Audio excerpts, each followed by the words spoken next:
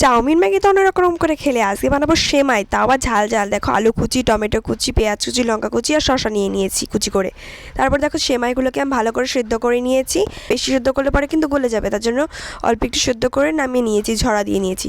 তারপর দেখো কড়াইতে তেল গরম করে আলুটাকে ভালো করে ভেজে নিয়েছি। তারপর দিয়ে দিচ্ছি পেঁয়াজ কুচি আর লঙ্কা কুচি, সেটাকে ভালো করে ভেজে নেব। পেঁয়াজ লঙ্কা আলুগুলো ভাজা হয়ে গেলে তার মধ্যে দিয়ে দেবো টমেটো কুচিটাকে, ওটাকেও ভালো করে ভাজা করে মিশিয়ে নেব সবগুলোর সাথে। তারপরে দিয়ে দেবো যে সেদ্ধ করে রেখেছিলাম ঝরা দিয়ে সেমাইগুলো, সেগুলোকে অল্প একটু করে আস্তে আস্তে দিয়ে দেবো। তারপর ভালো করে নাড়াচাড়া করতে হবে। দেখো এটা কিন্তু বেশি ঘাটলে পরে ভেঙে যাবে, জন্য কী করতে হবে, আস্তে আস্তে নাড়তে হবে, আর ভেঙে যাবে না তাহলে। তারপর হলুদ আর দিয়ে দেবো গোলমরিচের গুঁড়ো। তারপর দেখো রেডি হয়ে যাবে একটু ভাজলে পরেই। তারপরে শসা কুচি আর সস দিয়ে রেডি হয়ে যাবে আমাদের সেমাই। দেখো ঝাল ঝাল সেমাইকে কিন্তু উপমাও বলা হয়, কিন্তু তার মধ্যে অনেক ভেজিটেবলস দেয়। আমার তো দারুণ লেগেছে, তোমরা একবার ট্রাই করে কমেন্টে বলবে তোমাদের কেমন লাগলো। আজকের মতো বাই বাই।